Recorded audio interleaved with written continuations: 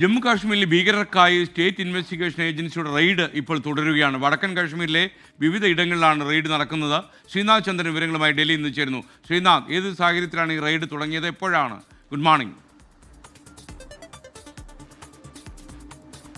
Very good morning. Jammu കാശ്മീരിനകത്ത് ഭീകര പ്രവർത്തനങ്ങൾ നടത്തുന്ന ആളുകളെ, ഭീകരരെ, അവരെ സഹായിക്കുന്ന ആളുകളെയൊക്കെ തന്നെ കണ്ടെത്താൻ വേണ്ടി ജമ്മു കാശ്മീർ പോലീസ് ഈ പെഹൽഗാം സംഭവത്തിന് ശേഷം വ്യാപകമായ പരിശോധനകൾ നടത്തുന്നുണ്ട്. ഏതാനും ദിവസങ്ങൾക്ക് മുമ്പാണ് ജമ്മു കാശ്മീരിലെ തെക്കൻ മേഖലയിലെ ഇടങ്ങളിൽ 22 ഇടങ്ങളിൽ SIA raid, state investigation agency raid നടത്തിയത്. ഇപ്പോൾ വടക്കൻ ജമ്മു കാശ്മീരിന്റെ വടക്കൻ മേഖലയിലേക്കാണ്. ഇപ്പോൾ ഹന്ദ്വാര അടക്കമുള്ള മേഖലകളിൽ പുലർച്ചെ മുതൽ റെയ്ഡ് നടക്കുന്നുണ്ട്. ഒന്നിലധികം ഇടങ്ങൾ, ഏതാണ്ട് 10ഓളം ഇടങ്ങൾ എന്നതാണ് നമുക്ക് ലഭിക്കുന്ന സൂചന. ഔദ്യോഗികമായ ഒരു വാർത്താക്കുറിപ്പ് ഇതുമായി ബന്ധപ്പെട്ട് വൈകിട്ടോടെ ലഭിക്കുമെന്നതാണ് മനസ്സിലാക്കുന്നത്. ഏതായാലും വ്യാപകമായ ഒരു റെയ്ഡ് ജമ്മു കാശ്മീർ പോലീസ് ഇപ്പോൾ നടത്തുന്നുണ്ട്.